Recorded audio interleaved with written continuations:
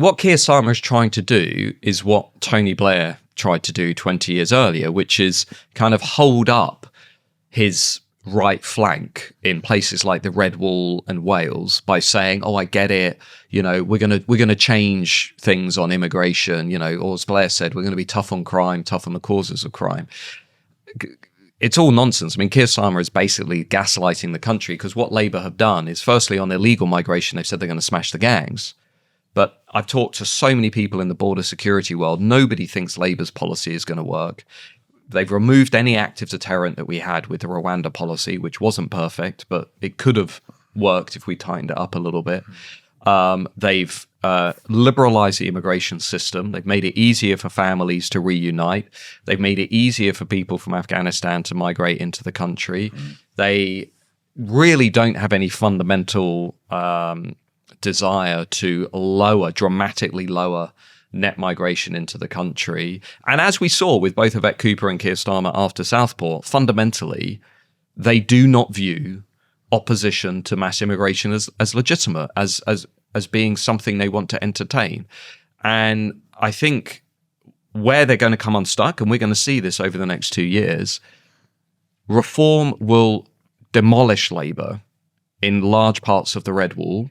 There is no way Kemi Badenoch and the Tories will ever be competitive in the Red Wall again. I will come back on this show and eat my next book, which I've done once before when I slightly underestimated Jeremy Corbyn's vote share. How much of it did you eat? A few pages. Did you really? Yeah, I did. Does anything happen to you, like if you eat paper? Not that I noticed. But the point here is I think reform will basically run through the Red Wall and Wales, and they'll smash Labour in those areas. And then they will do really well down the coast of England into Kent and Essex and that traditional UKIP territory. And you'll have these two flanks opening up where reform will be able to, I think, win easily upwards of 100 seats, if not more. And, you know, the current polling, God, it's only been 5 months since the general election. And already, on the current numbers today, you've got a hung parliament with the Conservatives still weaker than they were in July, but reform on 100 plus seats. So anything's possible. When you say anything's possible, could Nigel Farage be Prime Minister? I think so, yeah. I think the key point about British politics, which very few people out there have realised, I've been writing about this for the last few years, we have levels of volatility in our system. By that, I mean record numbers of people changing their vote. You know, Labour voters going Lib Dem, Conservative going Reform, some Labour going Reform, non-voters going wherever. We have record levels of volatility. So the tribal allegiances that guided British politics over the last 50, 60 years are gone. My dad voted Labour, his dad voted Labour. That stuff's all going. So when you have a system that is that fluid and chaotic and unpredictable, and then you have these enormous issues like mass immigration, which the established parties are refusing to do anything about, and you've got borders that are not being controlled and people not feeling safe, then yeah, anything is possible. And as I say, if you can mobilize that public demand and supply it with something that is credible and compelling and coherent, and you can professionalize that party, which I actually think Reform are starting to do, more than 100,000 party members, big money now starting to come in. And, you know, I've been around that world for 15 years. I've seen it from the inside. The organization that's going on now is in a completely different league from anything that happened with the Brexit Party or the UK Independence Party.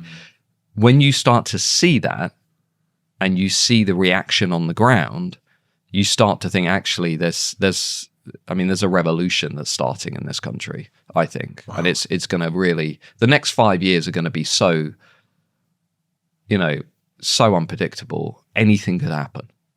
You spoke at Reform National Conference. You've been becoming more political. What's going on there?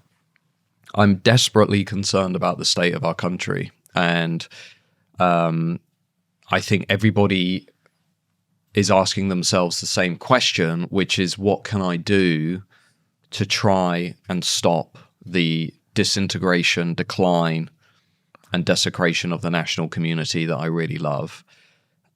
and how can we ensure that we can preserve and pass on the things that we've inherited from our ancestors, our parents and grandparents and their parents, and how can we pass those things on? Because I think we can all sense we're starting to lose some of that really important stuff.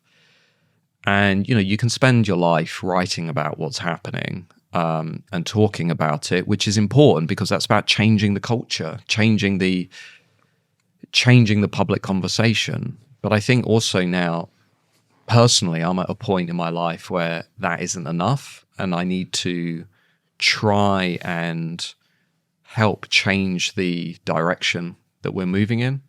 And as long as you're doing that for the right reasons and you feel that your actions are aligned with your values, then I think that's entirely acceptable. And, everybody wants to play a role and everybody wants to try and make a difference.